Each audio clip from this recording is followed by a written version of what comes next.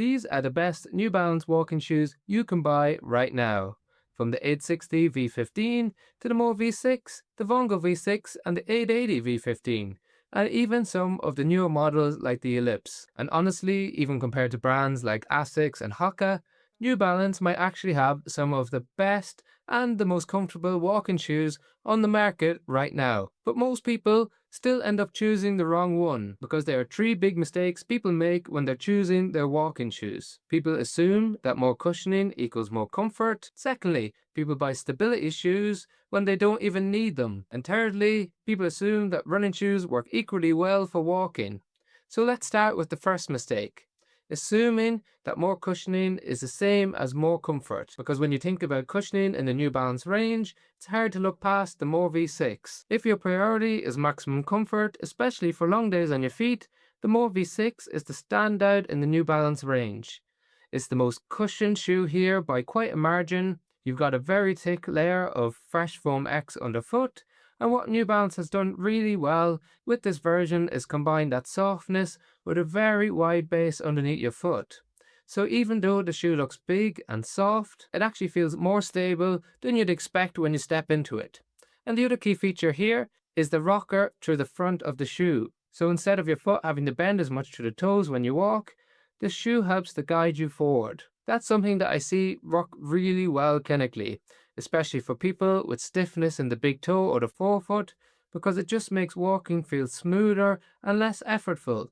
And when it's combined with a really stiff forefoot, it makes all the difference. Now, where this shoe works best for is people who are standing all day, walking on hard surfaces like concrete or hard floors, or longer, slower paced walking.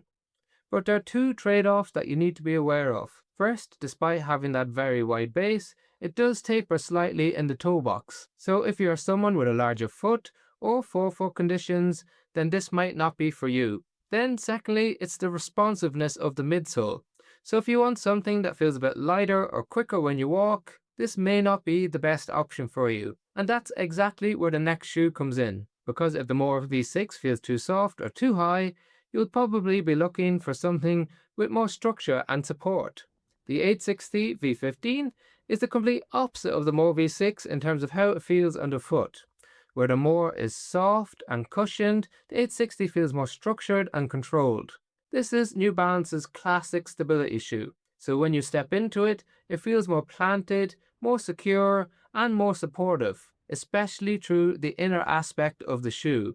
And for the right person, it can make all the difference. If you've ever felt that your ankle rolls inward, or you struggle to control pronation moments when you walk, the 860 gives you that extra control straight away.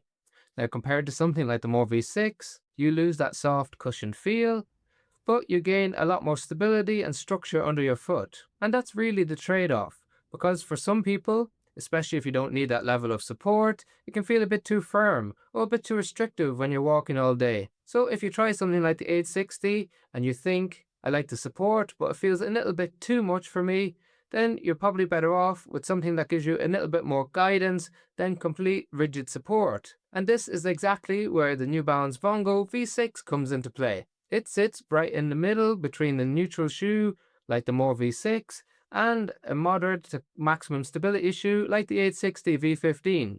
And I think this is where a lot of people who need a little bit more support will land, because instead of feeling like a traditional stability shoe, the support here is more subtle. You still get a little bit of guidance underfoot, but it doesn't feel like a firm arch support that's pushing up into your foot, or a rigid structure controlling the ankle when you initiate contact with the ground. So when you walk in it, it just feels smooth, supportive, but still very natural. Now compared to the 860, it's less intrusive, feels more comfortable over a longer period if you like a better contact feel with the ground, and it feels slightly firmer underfoot. But there is still one small thing to be aware of with both of these stability shoes, as they're quite uniquely designed compared to other stability shoes on the market. As it has support mainly on the inner aspect of the shoe, it does tilt your ankle outward slightly, which is really helpful for conditions of the arch of the foot. However, if you're prone to ankle instability, ankle sprains, this may not be an ideal option for you. And there's some other stability shoes in the market, which we've done a review on of all stability shoes that you can check out if you're someone who struggles with ankle instability but doesn't need that inner ankle support. But for the majority of the population, you'll find this adequate. The next shoe is usually the safest and easiest option for most people. The 880 is the most balanced and predictable shoe here. If you're unsure what to choose, this is usually the safest option. It doesn't feel overly soft like the More V6, it doesn't feel overly structured like the 860, so it sits right in the middle of these two shoes. And it's exactly why so many people end up preferring it, and it's probably one of the most underrated shoes in the New Balance range in my opinion. The cushioning is slightly firmer, which actually works really well for walking, because instead of sinking into the shoe, you get a more stable, controlled feel with each step, especially when you're on your feet for longer periods. That's something that a lot of people don't realize until they try both. Softer isn't always better for walking, especially on harder surfaces. Now, compared to the other shoes, it feels more stable and grounded than the More V6, less restrictive and easier to walk in than the 860, and more consistent underfoot than the Vongo. So when people try a few different options, this is often the one shoe that feels the most natural straight away. The other advantage is that it's the lightest shoe of the three shoes that we've talked about today, less bulky than the other options. So if you're walking a lot throughout the day, commuting, or you just want something that doesn't feel heavy on your foot, this can work really well. But there's still a trade-off like with every shoe. Because if you try this and you think, I like it, but I want something slightly softer, a little bit more flexible, and less like a traditional running shoe, then the next option is completely different type of experience, as the Ellipse is brand new to the New Balance range and it comes in at a cheaper price point. With that in mind, it's probably one of the most interesting shoes in the New Balance range right now, because unlike most other models we've talked about so far, this actually feels like a shoe that's been designed specifically for walking, not running, and that's important, because a lot of the more cushioned shoes, like the 1080 V15, are still built with running in mind. And that's where the Ellipse feels really different. When you walk in it, it feels soft but controlled. You don't sink into it like you do with some of the max cushion shoes on the market. It doesn't feel overly firm like something like the 860. It just feels smooth, stable, and easy to walk in. And that's the key difference, because instead of feeling great for the first few minutes, it actually feels better the longer that you walk in it. And that comes down to the way the shoe is designed. It helps to guide your foot forward naturally while keeping you stable underfoot. It reduces that feeling of effort you sometimes get after a few thousand steps. And compared to the other shoes, it's softer and more forgiving than the 880, less bouncy but more stable than what you get in the 1080 V15, and not as heavy or as bulky as the More V6. So it ends up sitting right in the middle. It comes in at a cheaper price point, and it works really well if you're walking longer distances, you're on your feet all day, or you just want a shoe that feels easy and efficient to walk in. Now, there are still a couple of things to be aware of. The forefoot is quite flexible, so if you want a stiffer option or you've got pain through the big toe, something like a rocker based shoe might suit you better. And the heel counter is nice and flexible and soft, so if you need some rigidity or stability around that rear aspect of the ankle, this isn't the option for you.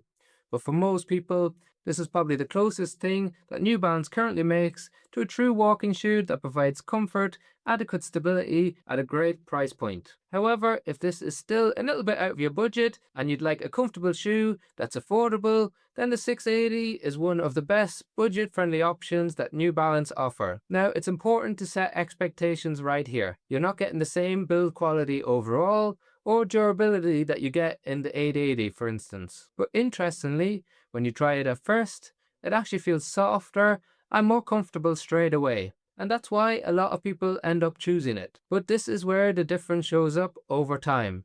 Because compared to something like the 880, it doesn't have the same level of structure underfoot, the platform isn't as stable, and the outsole rubber isn't as durable for longer term use. So while it feels good initially, it doesn't hold up in the same way if you're walking or standing in it every day. That's really the trade-off here. This works really well if you're doing lighter walking, you want something comfortable at a lower price point, or you're not using the shoe heavily day to day. But if you're using it for longer walks or spending lots of time on your feet and it's not involved in a rotation of shoes, this is where it's worth stepping up to something like the 880 or the Ellipse, because over time, the extra structure and durability makes a big difference. A quick note on the 1080 V15, which you may wonder about why it's not here, and that's mainly because the newest model is more focused on running than walking, so we've left it out as this is best walking shoes only in New Balance range. So in a quick roundup, the New Balance More V6 is more of a max cushioning,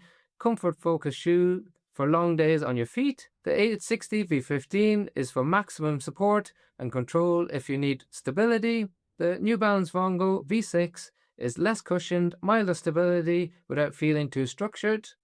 The New Balance 880 V15 is the most balanced, stable, everyday walking shoe for most people. The New Balance Ellipse is a true walking focused shoe that feels stable, smooth, and easy over longer distances at a cheaper price point. While the 680 is your budget-friendly option that's soft, comfortable, but may not have the same durability. All shoes are linked in the description below if you want to check out the latest price on Amazon. We have a monthly newsletter that you can sign up to in the description below that gives you information on the latest shoe releases, but also what shoes like these are on sale at the moment. Otherwise, if you're new to the channel here or you watch regularly but you haven't subscribed, please consider it, as it's one of the few things that you can do for free that makes the biggest difference to the channel. And finally, thank you very much for watching once again.